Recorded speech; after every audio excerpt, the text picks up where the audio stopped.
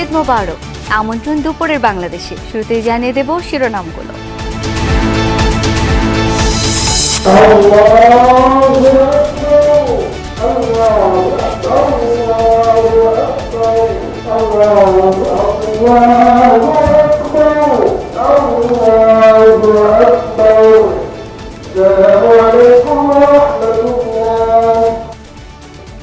বহু বছর পর জাতীয় ঈদগাহে রাষ্ট্রপতি প্রধানমন্ত্রীর ঈদের নামাজ আদায়, যমুনায় সর্বস্তরের মানুষের সাথে শুভেচ্ছা বিনিময়।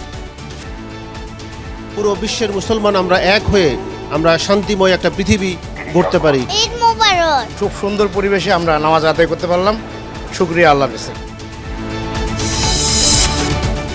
ফ্যাসিবাদ মুক্ত পরিবেশে ঈদ আনন্দের, বললেন মির্জা ফখরুল।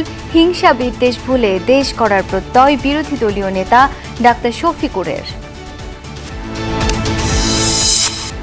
কিশোরগঞ্জের শোলাকিয়া ও দিনাজপুরের গড়ে শহীদ ময়দানে লাখো মানুষের জামাত। দেশ জুড়ে মসজিদ ঈদগাহে নামাজ পড়েছেন মুসল্লিরা।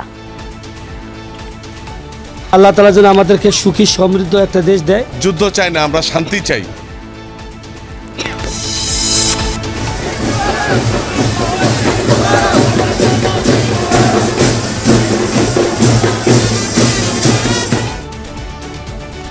ঈদ উচ্ছ্বাসে ভাসছে দেশ। রাজধানীতে বর্ণাঢ্য র্যালি, চিড়িয়াখানা সহ বিনোদন কেন্দ্রগুলোতে ভিড় করছেন অনেকেই।